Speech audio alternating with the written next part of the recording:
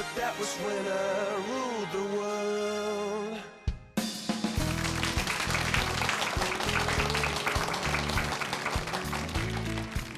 네, 생각하는 콘서트에 오신 여러분 환영합니다. 안녕하세요. 전 진행을 맡은 아나운서 윤하영입니다. 자, 새해 소망으로 많은 분들이 꼽는 것 중에 하나가 바로 내 집 마련인데요. 내 집 마련을 해볼까 올해는, 아니면 전세 계약을 연장해야 하나 고민이신 분들 많을 겁니다. 특히 우리 부동산 시장이 올해는 더더욱 과열될 양상을 보이면서 아마 많이들 좀 고민이 많으실 겁니다. 정부에서는 여러 가지 대책을 내놓기도 했고요. 오늘 생각하는 콘서트에선 온 국민의 관심사인 집에 대한 이야기 나눠볼까 하는데요. 첫 번째로 모실 손님은요, 평생을 우리나라 주거 문화에 대해서 연구하고 또 대책을 위해 애쓰고 계신 분입니다. 한국주택관리연구원의 하성규 원장님 모시고 우리나라 집에 대한 이야기 나눠보겠습니다. 박수로 맞아주세요.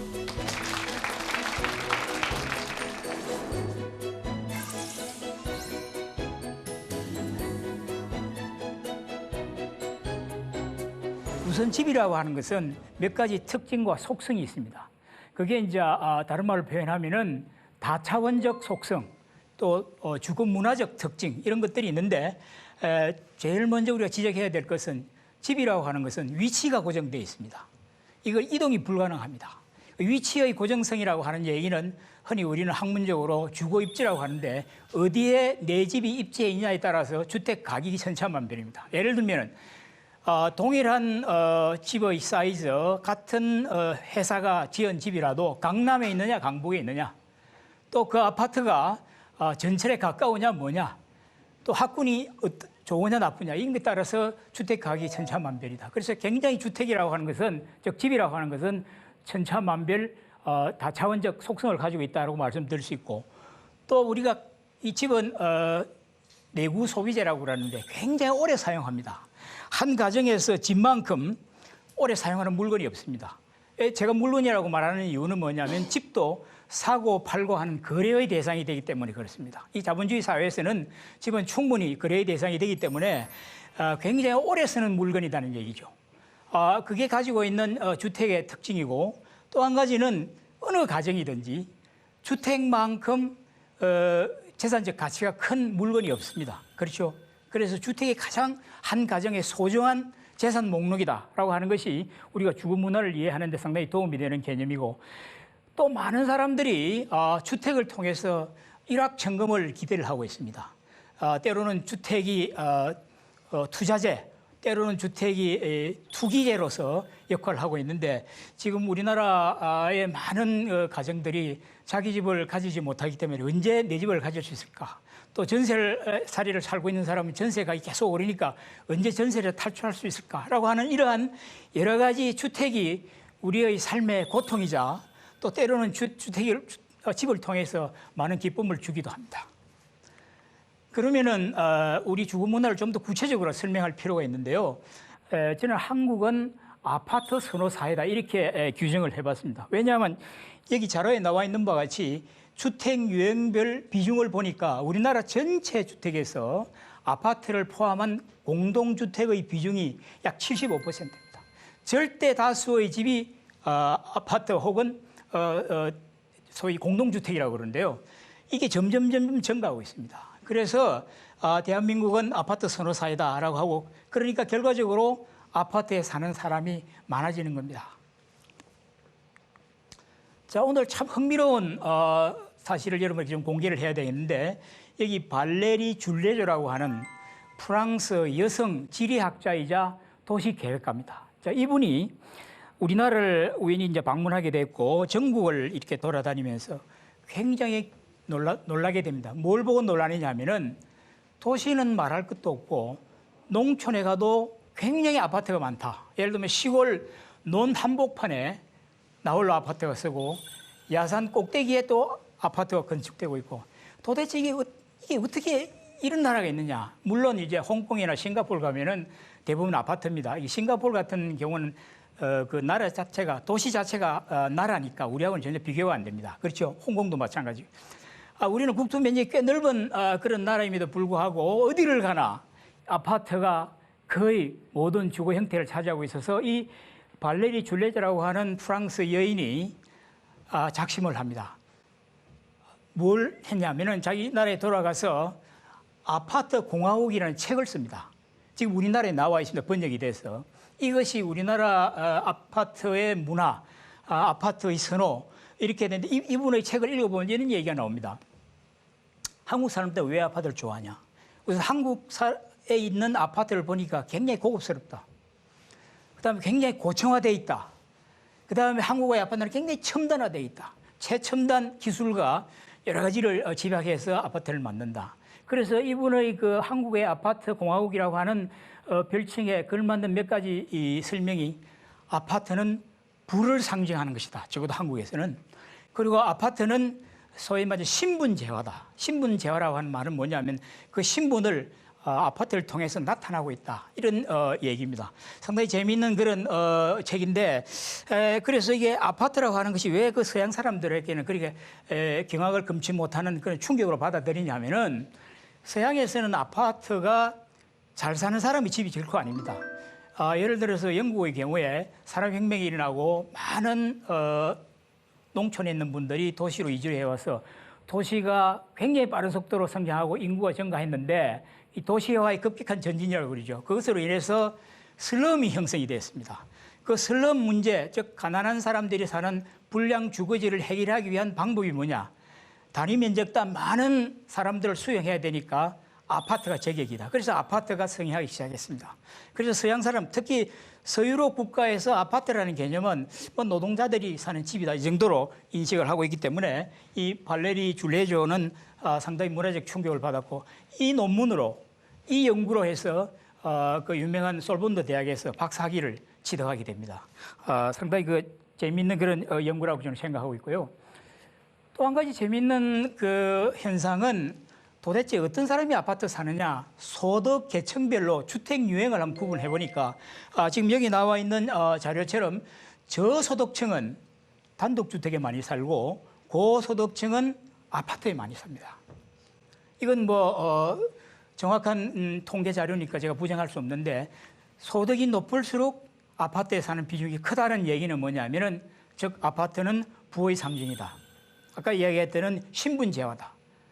또 아파트는 투자재다. 이런 것으로 우리가 정의를 내릴 수가 있고 사실 우리 모두가 집 문제에 대해서 굉장히 많은 고통을 가지고 있습니다. 어떻게 내 집을 가지느냐, 이 전세에 어떻게 탈출하느냐. 그런데 한 자료를 제가 소개를 하면은 내 집 마련의 꿈을 실현하는데 서울의 경우에 13년이 걸린다. 이렇게 돼 있는데 이게 뭐냐면은 자기 연소득 대비 주택 가격 배율이라는 그런 PIR이라고 하는 그 통계 수치가 있는데 이 통계 수치는 중간 소득의 가구가 서울에서 중간 수준의 집을 구입하려고 그러면은 자기가 받는 연봉을 한 푼도 쓰지 않고 13년 동안 모아야 자기 집을 살 수 있다는 얘기입니다.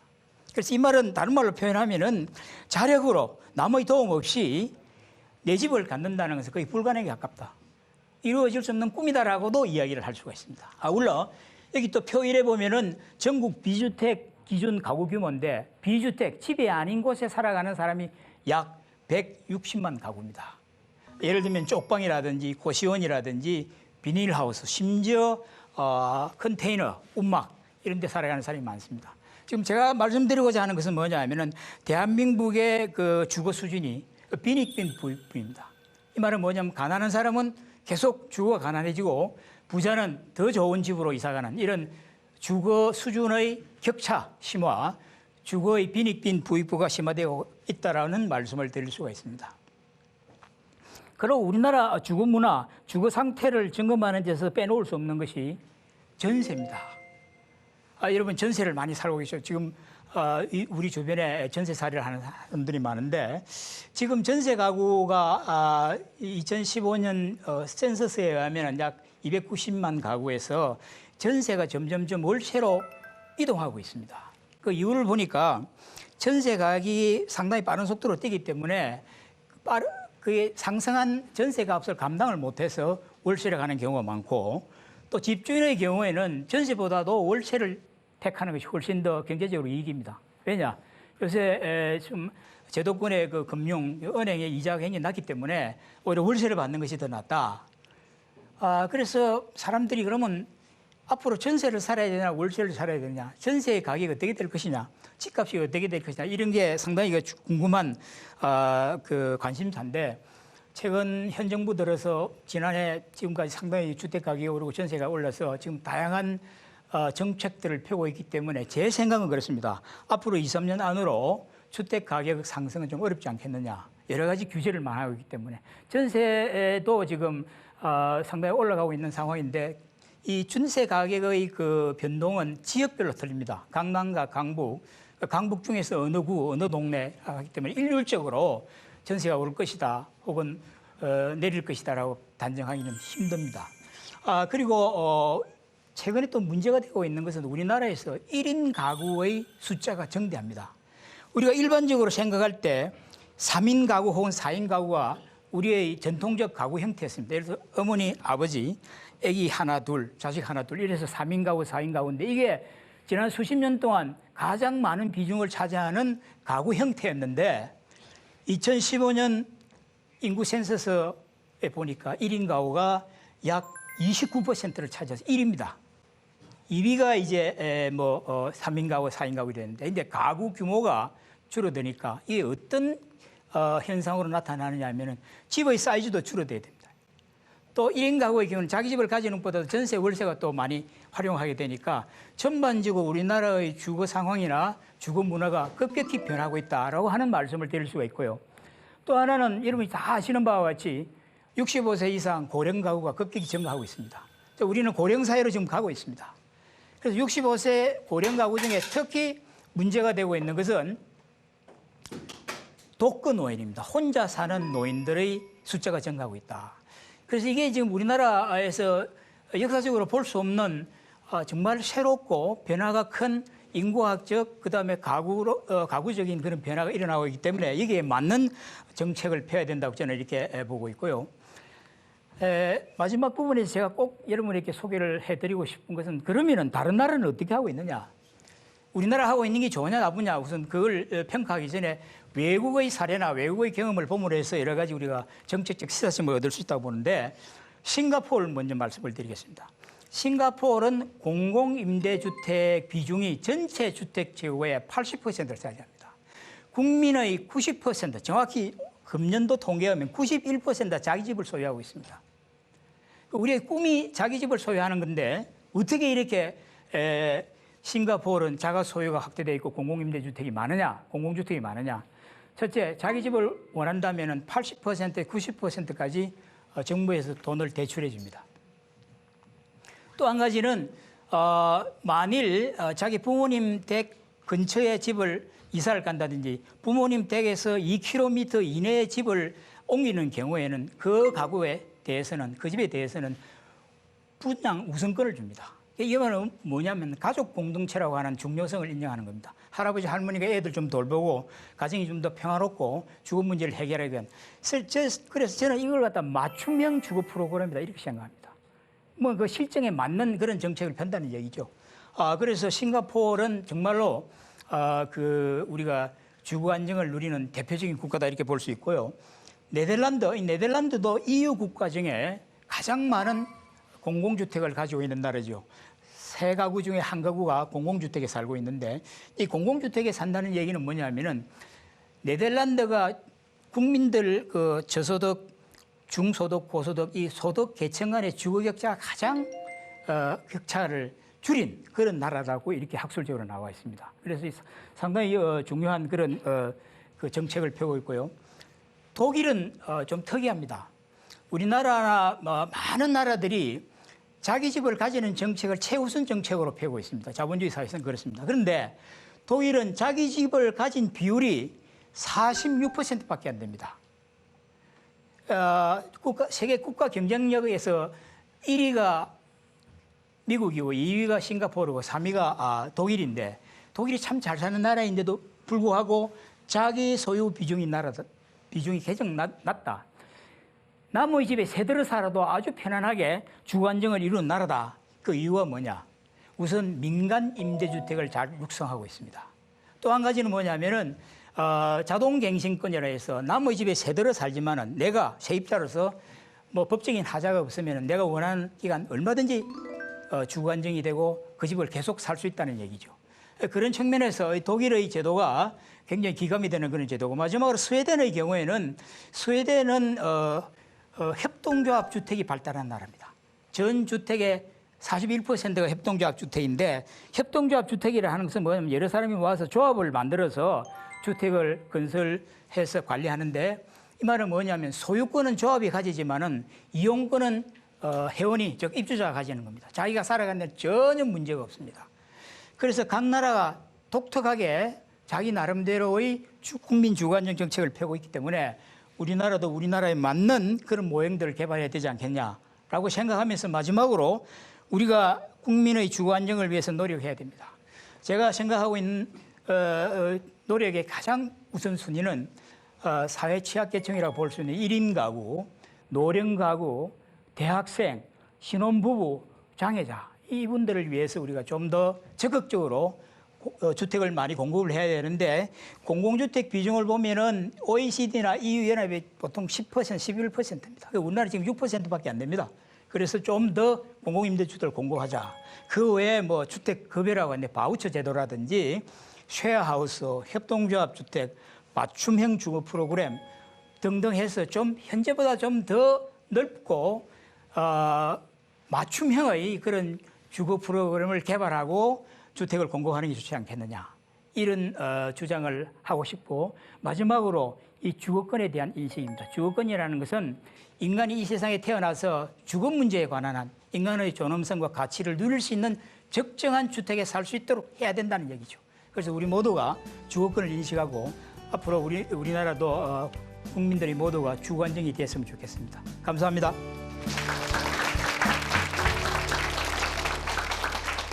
네, 좋은 강연 고맙습니다. 저를 비롯해서 아마 아파트에서 태어나 아파트에서 살아가는, 아파트만 아는 사람들이 굉장히 많을 것으로 생각이 되는데요. 지금 하성규 원장님 말씀해 주신 것처럼 다양한 해외 사례들처럼 주거 형태가 좀 많이 개발이 돼서 집 없는 서름을 겪는 사람들이 좀 줄었으면 하는 바람이 들었습니다. 자, 그렇다면 어떤 집이 좋은 집일까요? 값비싼 호화주택, 아니면 비싼 정원이 있는 집?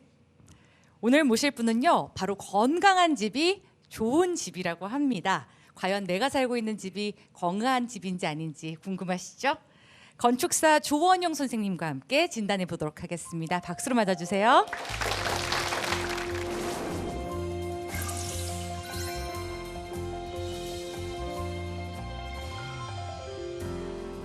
(1995년 6월 29일) 삼풍백화점이 무너졌죠.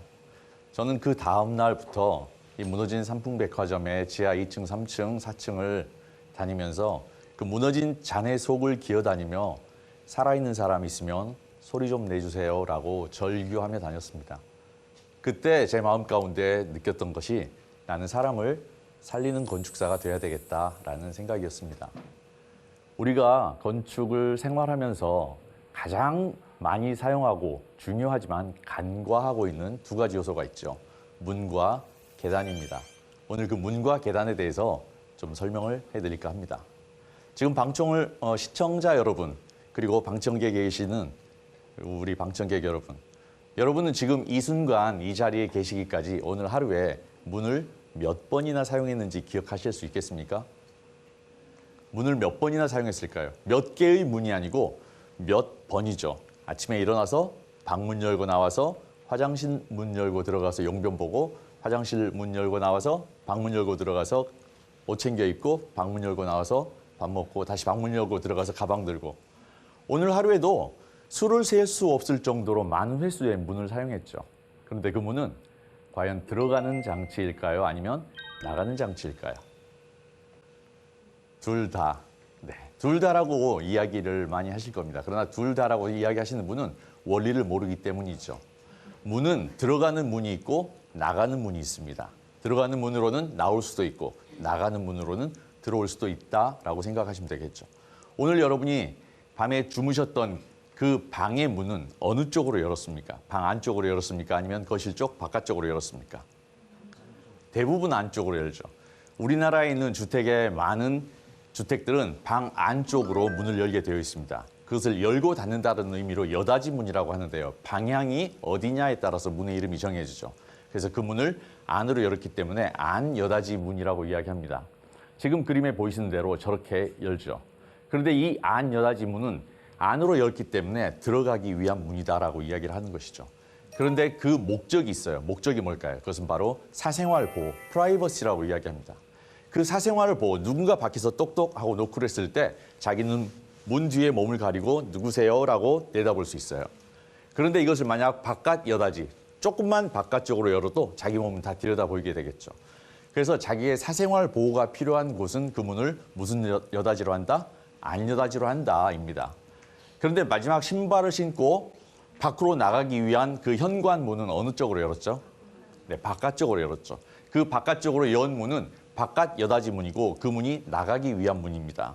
그 나가기 위한 것의 목적이 뭘까요? 바로 피난입니다. 이 문 여는 방향 때문에 사람의 목숨이 살 수도 있고 죽을 수도 있다라고 생각한다면 과연 여러분 믿어지십니까? 사실이죠. 우리는 가끔 뉴스에서 이런 소식을 듣습니다.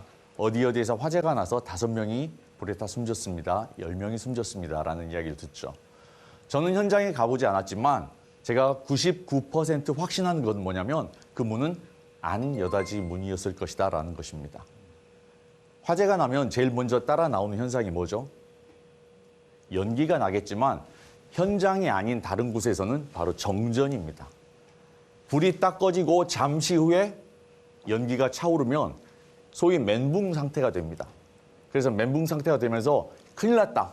빨리 문 쪽으로 튀어나가는 거죠. 그런데 그 문이 바깥 여닫이로 되어 있으면 자연스럽게 살 수 있어요. 문제는 안 여닫이 문으로 되어 있는 거죠. 그러니 문에 몸이 부딪히죠. 안 열리는 거예요. 그런데 어느 순간 정신이 번쩍 들어서 아, 이거 당기는 문이었지라고 생각합니다. 그래서 문을 당기죠. 그런데 뒤에서 사람들이 밀어붙여요. 어떻게 될까요? 다시 문이 닫히면서 다시는 세상 밖의 공기를 마시지 못하는 상황이 생기게 되는 것이죠. 문 여는 방향 때문에 사람의 목숨이 살 수도 있고 죽을 수도 있다라고 하는 거죠. 건축법에서는 이렇게 이야기하고 있습니다. 300명 이상이 모이는 곳에서는 그 문의 여는 방향을 피난 방향으로 해야 된다라고요. 지금 보시는 이것은 한 컨퍼런스장에서 제가 찍었던 사진입니다. 내부에는 사람이 많이 있어요. 어느 쪽으로 문이 열릴까요? 바깥쪽으로 열리게 되어 있습니다.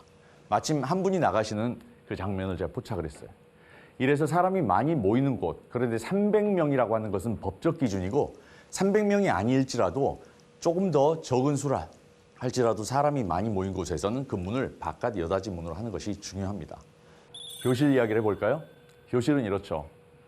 19세기 공간에서 20세기의 교사가 21세기의 인재를 길러내는 곳이라고 이야기합니다. 저는 작년에 한 50개 정도의 학교를 다니면서 우리 청소년들을 만나서 강의를 했습니다. 그중에 한 곳을 제가 찍었어요. 어떠세요? 우리 시청자 여러분께서 어렸을 적에 다니셨던 학교의 모습과 크게 다르지 않죠?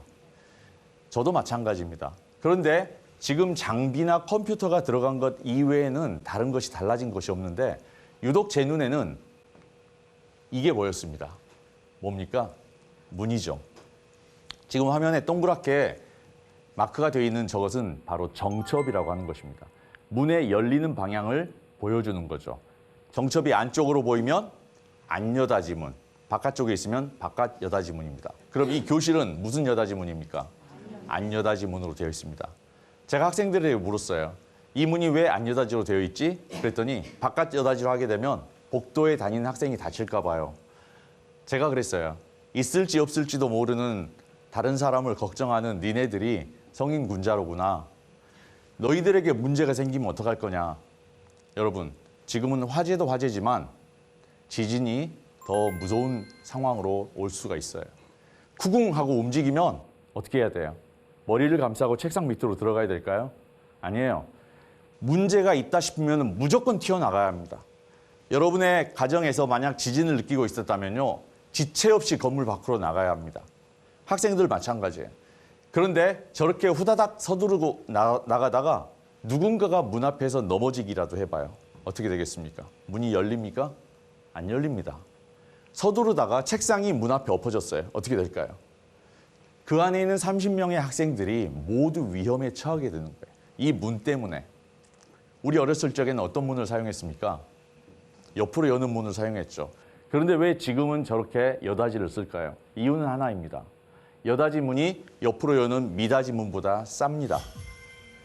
금액이 저렴해요. 여러분이 사용하는 데 지장이 없다라고 생각을 하시는 거죠. 그래서 발주자, 학교, 또 사용자 모두가 그 부분에 대한 인식이 아직 없어요.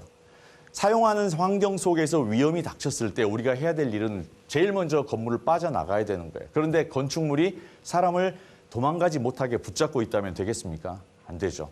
그래서 이런 부분들을 우리 대중이 알고 요구해야 합니다. 여러분의 자녀가 있는 학교에 문이 이렇게 생겨 있으면 문제가 심각한 거죠.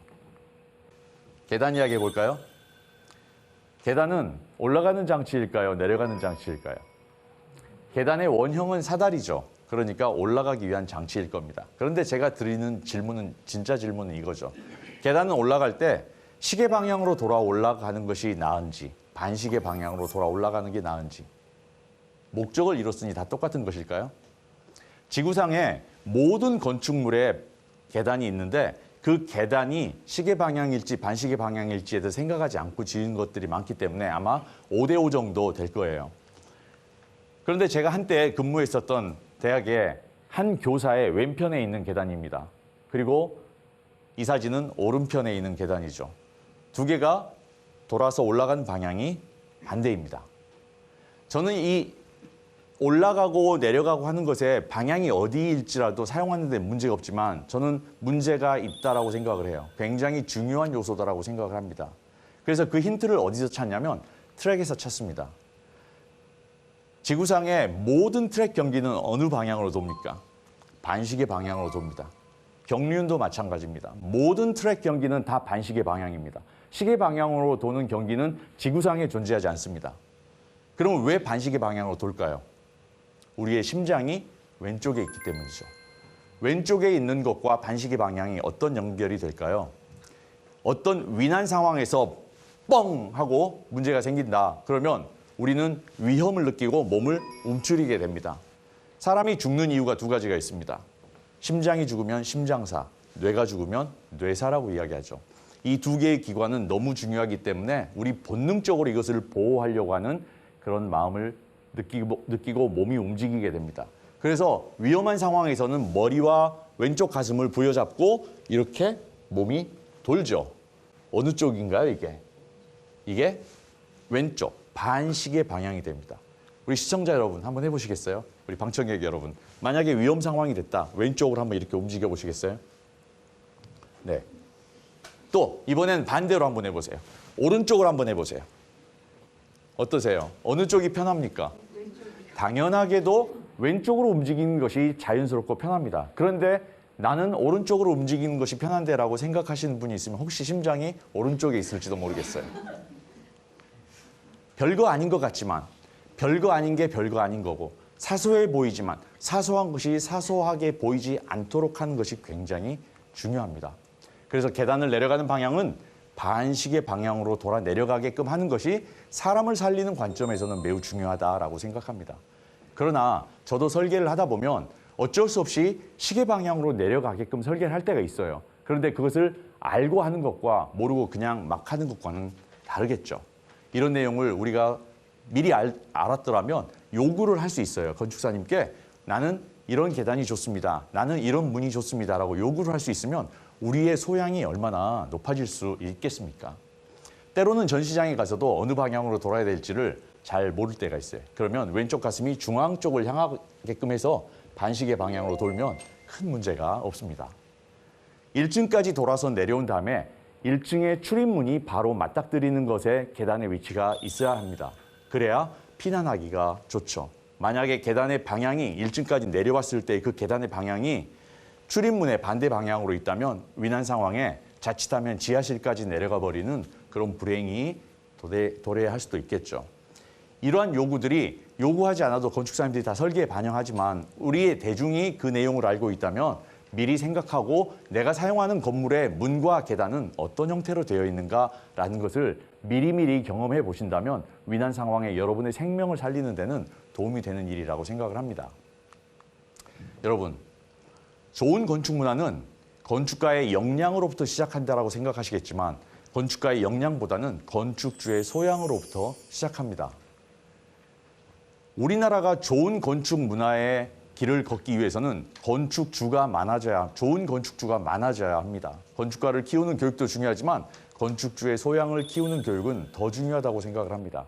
그래서 저는 이것을 좋은 건축주 만들기 프로젝트라고 이름하고 제가 어린이들을 그리고 청소년들을 가르친 지 올해로 10년째가 되었습니다. 작년까지 만 9년 동안 했고 올해 10년째가 되면서도 좋은 건축주 만들기 프로젝트라는 이름으로 어린이와 청소년을 가르치고 그리고 대중을 위해서 건축 강의를 하는 것이 여러분의 삶을 좀 더 행복하게 만드는 데 기여할 수 있다고 생각을 하기 때문입니다. 이 어린이들이 앞으로 우리나라의 건축주 세대가 될 30년, 40년 후가 된다면 그때는 우리나라가 세계 최고의 건축문화 선진국이 될 것을 저는 믿어 의심치 않습니다. 여러분의 인생에 건축을 알면 여러분의 삶이 더 행복해질 것입니다. 여러분이 좋은 건축 안에서 더 행복하시기를 진심으로 기원하며 오늘의 강의를 마치겠습니다. 고맙습니다. 네, 사람이 건강해야 한다는 생각은 해봤지만 집이 건강해야 한다는 생각은 해본 적이 없는데요. 저도 오늘 강연 들으면서 집에 가면 문과 계단의 방향부터 한번 유심히 살펴봐야겠다 이런 생각이 들었습니다. 좋은 강연 잘 들었습니다. 자, 자연 친화적이고 건강한 생활을 추구하는 생활 양상을 바로 킴포크 라이프라고 하는데요. 이런 양식들이 새로운 트렌드로 떠오르면서 더 나은 삶을 누릴 수 있는 단독주택에 대한 사람들의 관심이 점점 높아지고 있다고 합니다. 오늘은 건축가 감은희 선생님과 함께 단독주택 붐 현상에 대해서 자세하게 알아보겠습니다. 감은희 소장님을 박수로 맞아주세요.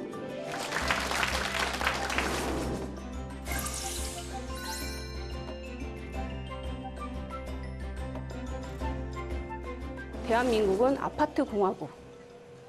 이게 아무래도 산업화되고 도심화되면서 인구 밀집을 해결할 수 있는 해결사로 등장한 것이 아파트입니다. 또한 부동산 가치를 가장 고부가가치로 높일 수 있는 게 아직도 선방하고 있는 것이 아파트죠. 근데 여러분, 지금 주거의 문화가 바뀌고 있습니다. 핵가족 사회로 변하면서 많은 가족들이 가족 중심의 사고를 많이 하고 있어요. 내 아이를 먼저 생각하고 내 부모를 먼저 생각하고 우리 아이들의 행복을 위해서 단독주택을 많이 찾고 있는 게 현실입니다.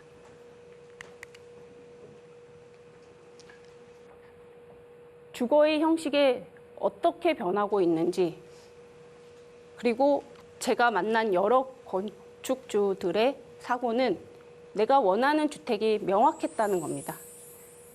최근에 만난 건축주는 아이 2명의 남자아이와 여자아이인데 여자 아이돌 가수를 가지고 있는 부모님입니다.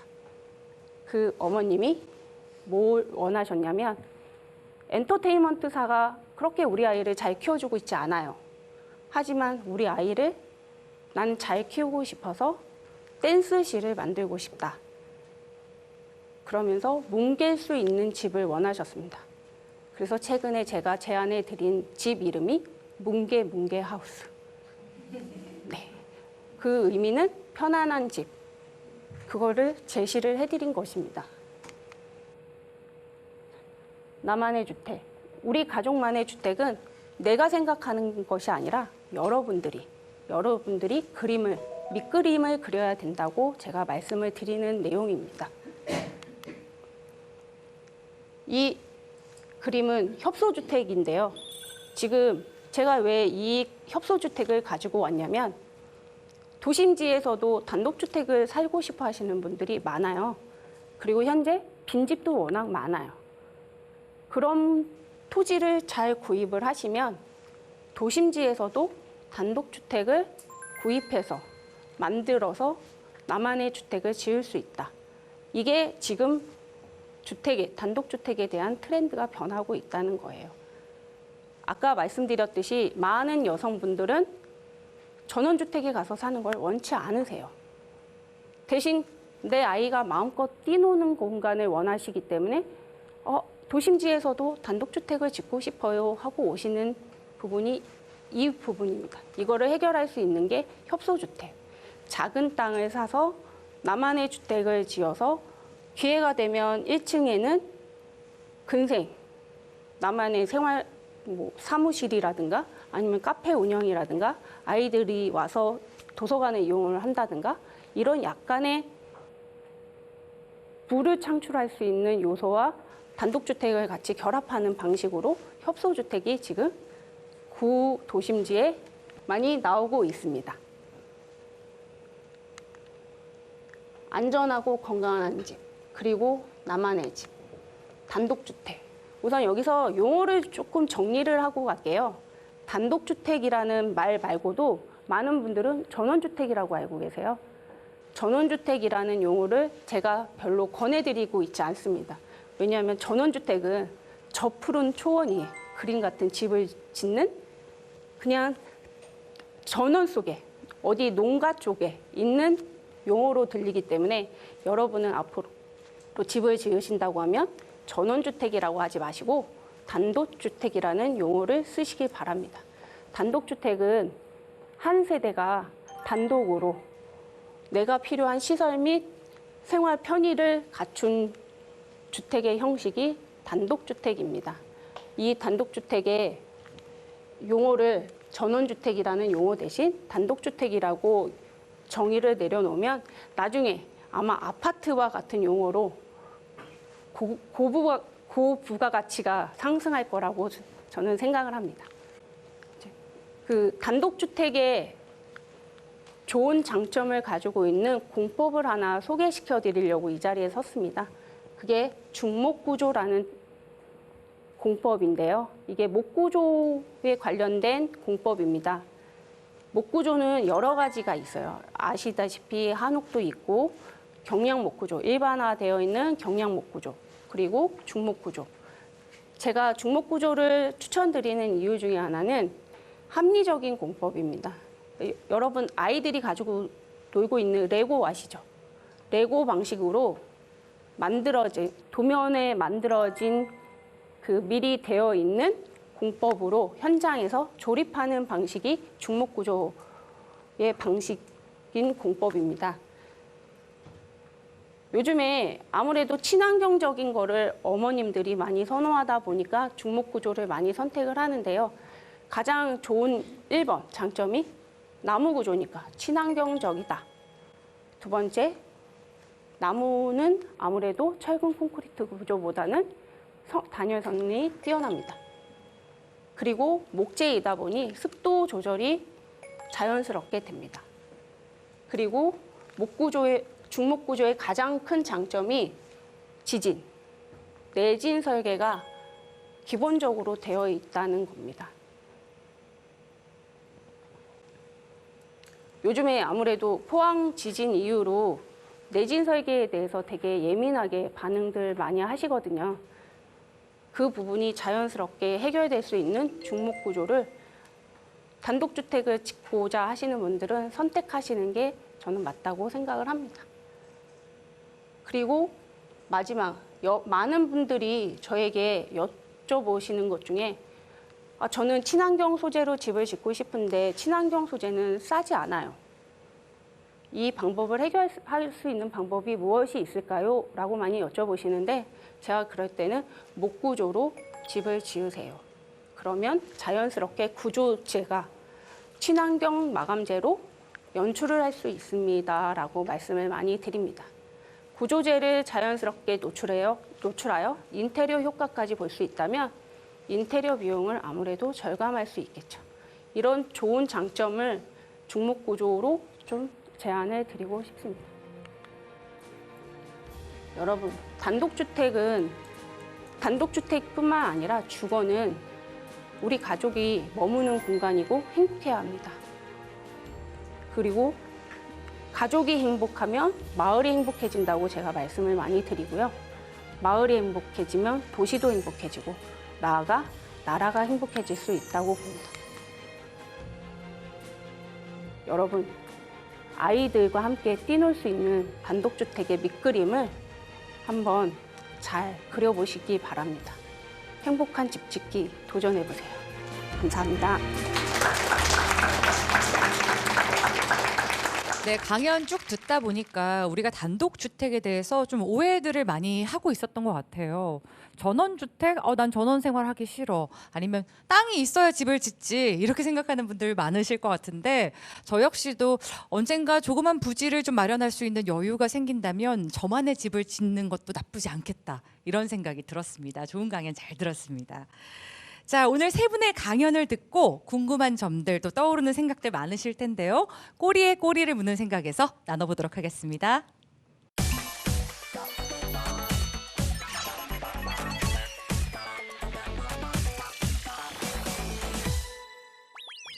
네, 오늘 세 분의 강연을 듣고 방청객 분들의 질문을 키워드로 한번 정리해 봤는데요. 어떤 고민들이 가장 많았는지 한번 살펴볼까요?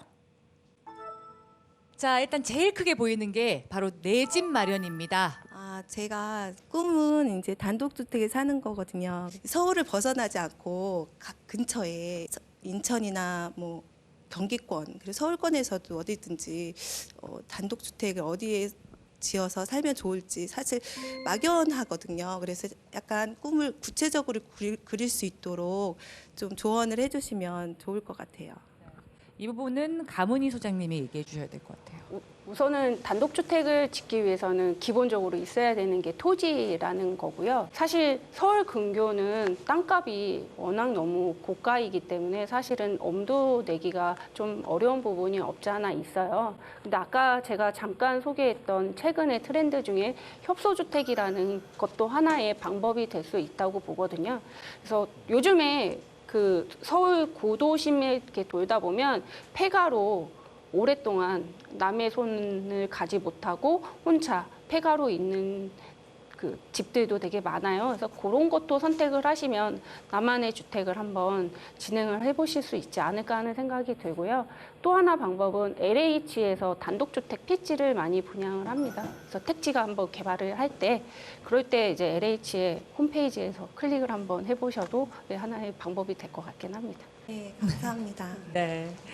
자, 다음 질문 제가 한번 드려볼게요. 발코니 확장이라는 질문인데요. 발코니나 베란다가 없는 확장형 아파트가 점점 많아지고 있죠. 조원용 선생님, 안전상에 이런 문제는 없는 걸까요? 네, 안전상의 문제 있죠. 여러분, 그 아파트에 있는 게 발코니일까요? 베란다일까요? 뭐가 맞아요? 베란다라고 이야기하죠? 그런데 결론은 발코니입니다. 아파트는 베란다가 아니고 발코니예요. 발코니의 정확한 용어의 정리를 하면은 외벽에 매달린 노대라는 의미인데 우리 아파트에는 외벽에 이렇게 매달린 노대가 없어 보이잖아요. 사실은 외벽이 우리가 보고 있는 부분이 외벽이 아닌 거죠. 어디가 외벽이냐면 여러분이 확장할 때 털어냈던 샤슈 부분 있죠. 거기가 외벽이에요. 그런데 이 발코니라고 하는 게 사실은 굉장히 중요한 매개 공간이에요. 매개 공간은 외부와 내부가 만나는 공간이 풍요롭게 있어야 사람 사는 게 좋아요. 그 빨래도 놀고 그러는데 지금은 실제 내부의 면적을 확장시키려다 보니까 예전에는 불법이었던 것을 지금은 합법화 시켜줬어요. 그래서 너도 나도 할 거 없이 다 확장을 하거든요. 근데 제일 큰 문제는 뭐냐면 지금 질문자 하셨던 것처럼 피난의 문제예요. 피난은요, 1분 1초라도 불로부터 격리가 되어서 내가 숨 쉴 수 있는 시간만 벌어놔도 사느냐 죽느냐의 문제거든요. 사는 것도 물론 발코니가 있으면 빨래도 널고 하는 거 좋지만 정말 위험한 상황에서 불이 났을 때 원래 존재하고 있었던 부분에 샤슈 문을 닫고 바깥쪽 문을 열어서 공기를 흡입할 수만 있으면 살아요. 근데 그게 없을 때는 내부에서 화재가 났었을 때 피할 공간이 없어요. 근데 대피 공간, 이거 확장하는 대신에 대피 공간이라고 하는 걸 안쪽에다 만들게 돼 있거든요, 법적으로. 그런데 그 대피 공간에 들어가 있으면 잠시의 시간은 벌지 몰라도 소방관에게 구조될 가능성이 더 낮아져 버리는 거예요. 그래서 발코니 확장은 개인적인 생각입니다만 안 하시는 게 좋다. 그리고 그래야 생활의 환경이 좋아진다. 그런데 굳이 해야 된다라고 할 것 같으면 평소에 피난에 대한 대비를 평소에 많이 하셔야 된다라고 그렇게 이제 말씀드리고 싶네요. 저는 단순히 뭐 안전상의 문제뿐만이 아니라 난방이 잘 안 된다거나 아니면 수납의 불편함이라든가 이 정도만 네. 생각을 했었는데 발코니 확장에 대한 전문적인 의견을 들을 수 있어서 정말 도움이 많이 됐습니다. 자, 다음 키워드 한번 살펴볼게요. 임대주택이 좀 눈에 뜨네요. 임대주택에 대해서 혹시 질문해 주실 분? 다름 아니라 아까 전에 들었을 때 임대주택이 저희 나라에서 많지가 않다고 좀 들었었는데 뭐 지자체나 국가적으로 뭐 임대주택을 건설하는데 기피하지 않게 하려면 좀 어떤 방안들이 필요할 것 같은지 같은 게 좀 궁금한데. 그 두 가지 관점에서 임대주택에 대한 말씀을 드릴 수가 있는데 우선 임대주택은 공공임대주택하고 민간임대주택 크게 두 가지로 나눠지죠. 민간임대주택은 민간 사업자가 수익을 목적으로 짓는 임대주택이고 공공임대주택은 LH나 SH 공공기관에서 공사해서 짓는데 이 공공기관에서 짓는 임대주택은 어느 날을 막론하고 사회 취약계층을 위해서 짓는 것이 목표입니다. 그래서 그건 뭐 국가가 해야 할 중요한 임무 중에 하나고 책임 중에 하나이기 때문에 그것은 그런 사회 취약계층에 돌아가도록 해야 되고 지금 아까 제가 강연에서 말씀드린 바와 같이 OECD 국가나 EU 국가의 평균이 공공임대주택이 10%가 넘습니다. 우리는 6%밖에 안 되기 때문에 단순 비교는 좀 곤란합니다만 제가 볼 때는 공공임대주택의 수를 늘려야 된다라고 하는 것이 주장이고 또 그게 정부에서 많은 정책을 투입을 해야 되고 많은 돈을 소위 말해서 그 공공임대주택의 건설 자금을 확보를 해야 되고 민간임대주택을 확대하는 것은 예를 독일 같은 경우에는 민간임대주택 사도 전혀 문제가 없잖아요. 그건 뭐냐 하면은 민간 임대주택 업자에 대한 여러 인센티브를 줘야 됩니다. 세제라든지 금융이라든지. 그래서 그런 민간 임대주택 육성의 인센티브 없이 지원 제도가 없이 민간 임대주택은 수익의 목적이니까 확대되기가 힘든다는 얘기죠. 마지막으로 우리는 살아가면서 꼭 자기 집을 가져야 된다라고 하는 강박관념, 내 집 소유가 최종의 목표라고 생각하는데 사실 어떻게 보면은 집이라는 것은 교환 가치보다 사용 가치가 더 클 수도 있다는 얘기죠. 그 남의 집에 세대로 살아도 임대주택이 살아도 주거 안정만 되면 큰 문제가 없어야 되는데 집을 사지 않으면은 자기 집이 아니면 상당히 어려우니까 맨날 쫓겨다녀야 되고 2년 나오면 또 다른 데로 이사 가야 되고 하니까 이런 임대주택 문화의 정착이라고 하는 것이 앞으로 정책적으로 좀 많이 관심을 가지고 심혈을 기울여야 할 분야라고 생각합니다. 네, 집은 사람이 살아가는 데 가장 필요한 기본 요소이자 누려야 하는 가장 기본적인 권리일 텐데요. 하지만 누군가에겐 높은 주거비 부담으로 고통의 공간이 되기도 합니다. 막막한 미래를 가져다주는 고통의 공간이 아니라 우리가 삶을 제대로 살아갈 수 있는 공간, 행복한 공간으로 재인식할 수 있는 계기가 됐으면 좋겠습니다. 오늘 강연 함께해 주신 여러분 대단히 고맙습니다. 지금까지 생각하는 콘서트였습니다.